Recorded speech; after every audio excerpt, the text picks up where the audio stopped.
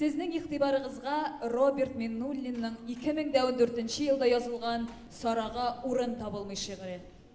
Менә ничә еллар инде татарның бөек композиторы Сара Садыкованың әзер һәйкәленә Казанда урын табылмый.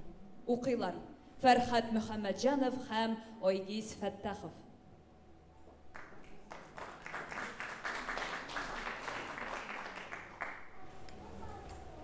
Сарага урын табылмый башкалабыз Казанда. Мың сарабыз кебекләргә никтер урын аз анда. Сандугач уясы кадәр урында җитәр иде. Югыйсә Казаныбыз да яктырып китәр иде.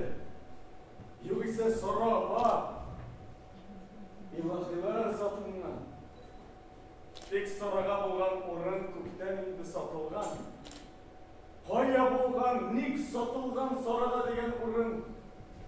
Сатканнардыр шырпый-шырпый Сара апаның җанын. Сарага урын табылмый. Сара, мың Сара бит ул. Татарның күңелендәге яра, мың яра бит ул. Сарага урын табылмый. Казан зур ул. Урын бар. Казандагы урын түгел. Күңелдәге урын бар. Казанда һәйкәл бар хәтта. Үрдәккә һәм бакага.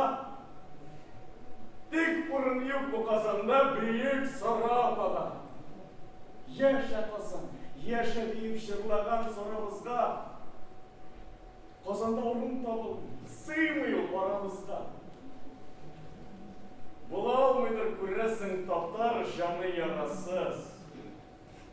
Татарыбыз саралы да, Казаныбыз сарасыз. Ник бәдерсез син, татар? Нигә кадерсез син, Казан?